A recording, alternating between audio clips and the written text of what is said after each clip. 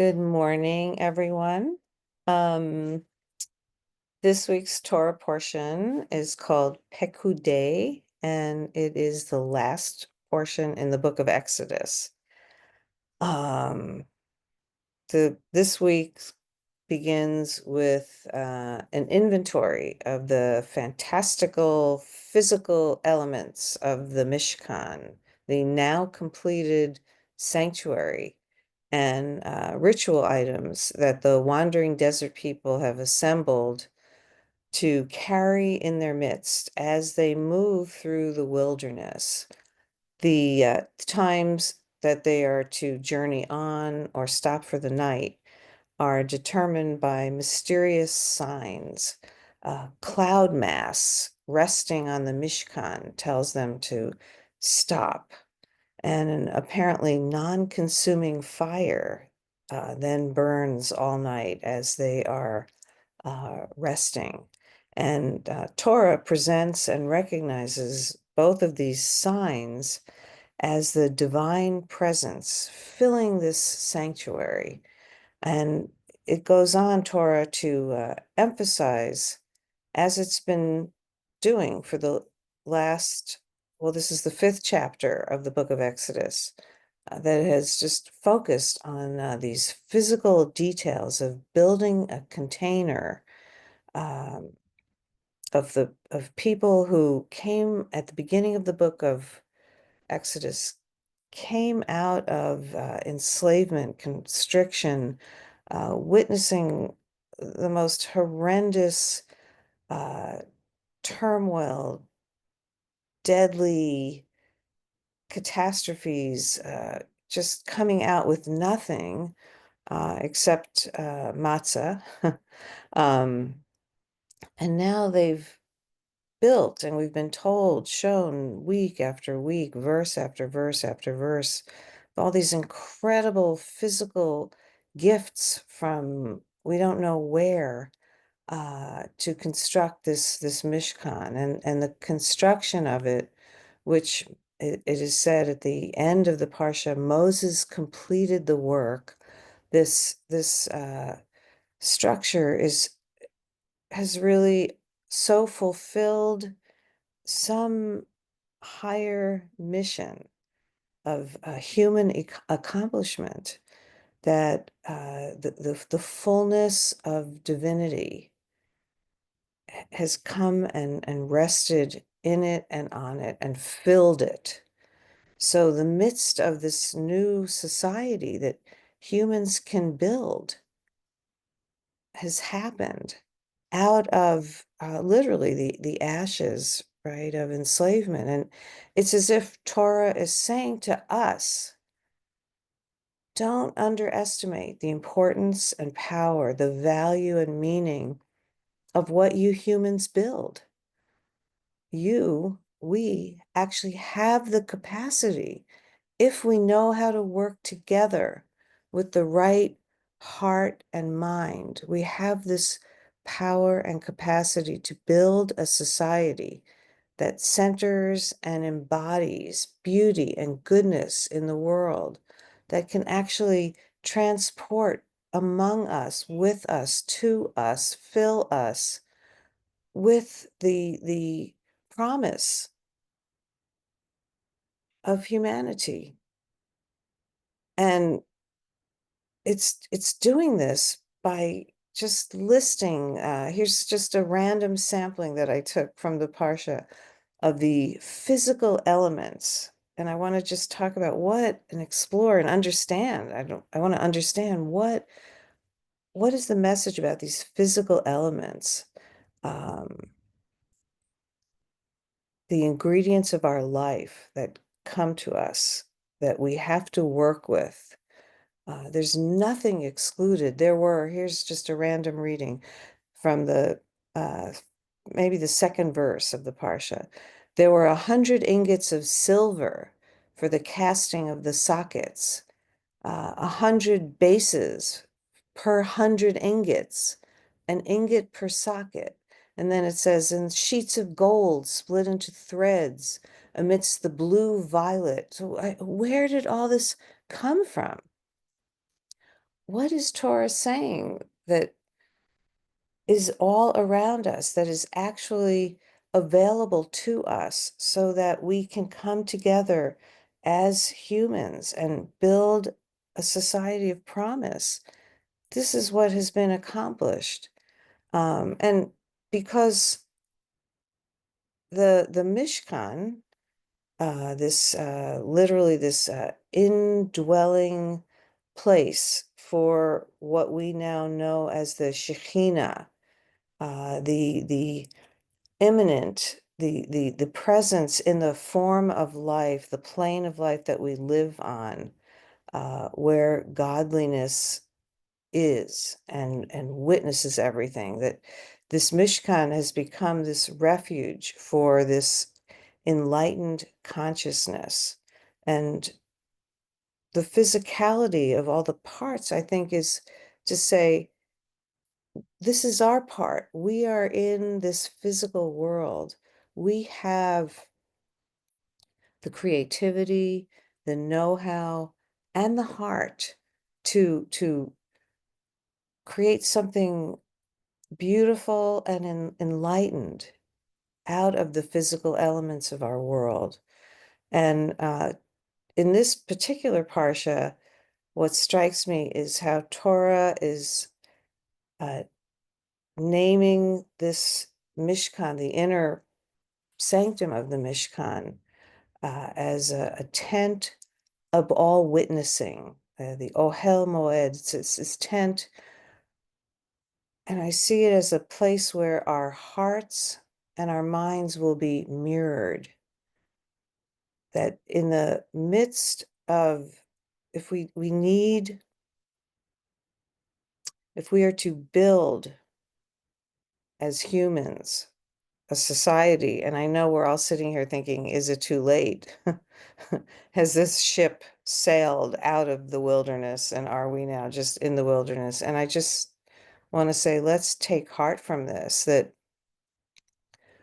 Torah is saying what we need in our midst are physical and spiritual containers that can help us see ourselves, this tent of all witnessing, which is what another word for Pekude and another way of understanding what this Mishkan is. It's something in our midst that we participate in building, and we are also gifted all the elements of it, right?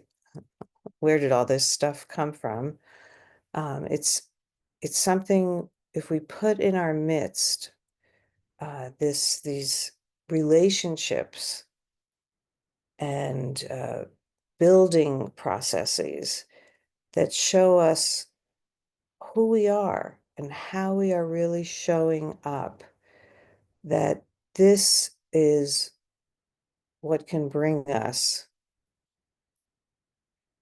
really out of the places where we're enslaved, which we see in our world right now. It's almost hard to trust that this can happen. And still, the human spirit, this is what Torah is saying, the human spirit is capable when we come together. We are capable of bringing in what becomes this fulfilled, complete glory. And the repeating of the details of the physical elements, the physicality of building this Mishkan, I think reveals to us that the sum of the actions of our lives and the sum of all the elements that we use and that we have is far, far greater than the whole that we can build. And I think maybe what's happening to us right now is, we're just bombarded with news and bad news and scary things and little bits faster and faster, right? Little fast bits of things. So it seems like everything is separate. And what this Mishkan is telling us, what Torah is telling us about this Mishkan, is that it's an illusion that these things are separate. right? That we see them as separate because we don't envision the whole meaning, the whole purpose of our being here, and that separation is just an illusion of this, the way we see this physical plane. It's an illusory appearance caused by the limitations of how we see. And Torah wants us to look deeply, to contemplate and investigate the shared potential that is hidden in the essence of things. So, and in each other. So what is it that is really in these elements that have built this Mishkan, this sanctuary? Relationships.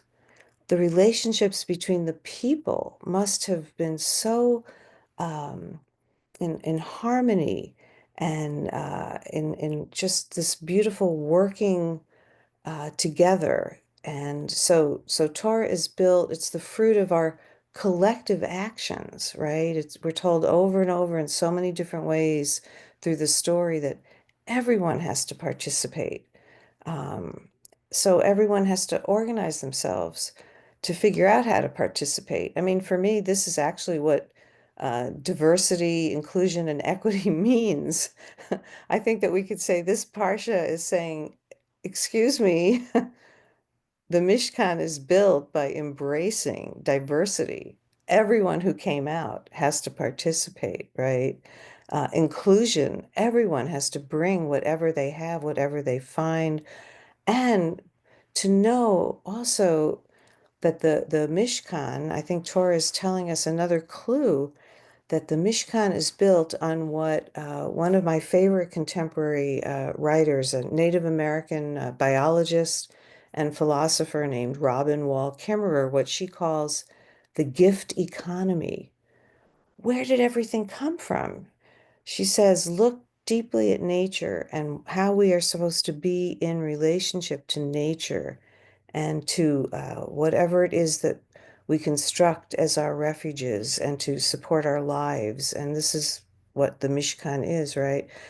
Torah is telling us we have to have an economy of reciprocity.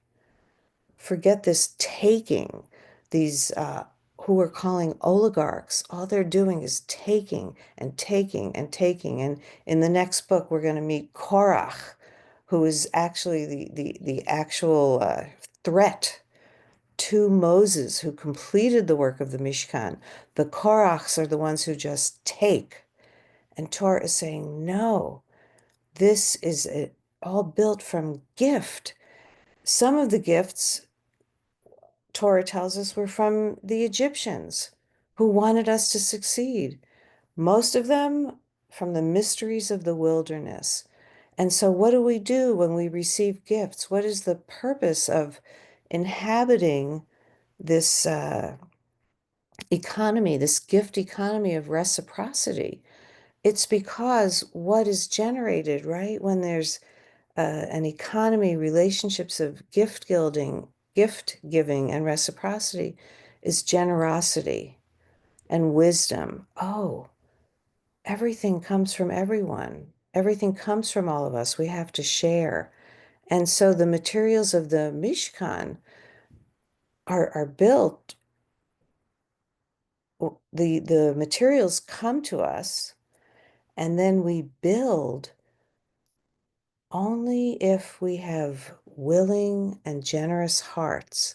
And these are the hearts of wisdom, the chokhmah lev, the hearts that understand that reciprocity is the culture that we need to cultivate, not exclusion, not some hoarding, not taking more, not circling the wagons, but that the more we can open and include everyone in our circles of reciprocity, that is what can bring down this full wholeness of the glory, the kavod of the mysterious Yud He Vav He. There, it's unnameable. I'm struggling to find the name, and this is why Torah doesn't give us a name. There is no name. And so I thought I would just explore a little bit of what goes on in us that prevents us from having this total witnessing presence, because that is what fills the Mishkan, right? This total witnessing presence. And one thing is our tendency to judge, right? We judge what scares us. I'm not saying there's anything wrong with fear. I mean, the people did a lot of this in incredible fear. Embrace your fear. Actually, Torah is saying, bring your fear in here. Don't worry. But we judge our fear, or we judge, well, we do. We judge ourselves for fearing. We judge others for doing things that we fear. So this tendency humans have to judge narrows our seeing, it narrows our witnessing. And what this Mishkan represents is this reminder to us that no, let's find a way to see each other, even the hard things, without judging each other. And let's bring that kind of generous heart into our mind so it becomes one. So rather than the mind of judging, right, is part of the heart mind that has to be in a certain condition to take these separate pieces of the Mishkan and make them into this whole that is far, far greater than anything we can even imagine. And we need that now, right? We need to somehow imagine that out of the separation going on now in our world, that we can still come together and create something far greater than we've ever known before. And for me, I've spent the last 2 weeks here in Boise, Idaho, with my children and my grandson. And it seems to me that being in multi-generational life, being around children, um, sharing what we have to share with them. And I don't mean necessarily our material things. I mean sharing our love, our wisdom, our insight, our knowledge, that the act of doing that, just like the act of building the Mishkan, that is what gives us this sense that, oh, we are building something right now. It's not only separateness, right? So this Mishkan is this place, this mirror that we put in our center, the center of our society and the center of our own hearts, so that we can listen deeply to each other and not miss anything, so that we become the witnesses, right? There becomes no separation between the builder and what is built. And this is what the Mishkan is. It is our teacher. It's what inspires us. It's what mirrors us to uh, because in the Mishkan everything counts. And this is the word Pekude, the accounting. It's the space of witnessing everything. Everything is seen. Everything is loved. And I thought I would just close with this beautiful story that I love that was told by Ram Dass, one of our great Jewish teachers who has passed over into the other Mishkan, the cloud. He told the story of the moment that he recognized his guru, Neem Karoli Baba, in India.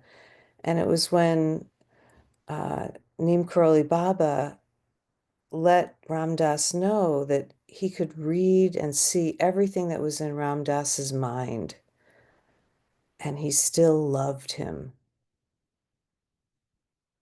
And this is what we want this Mishkan to carry in our midst, and to carry to us this capacity to see everything in each other's minds and not judge, and just still love each other, because we are all partners in what needs to be built to liberate us from everything that enslaves us. Thank you.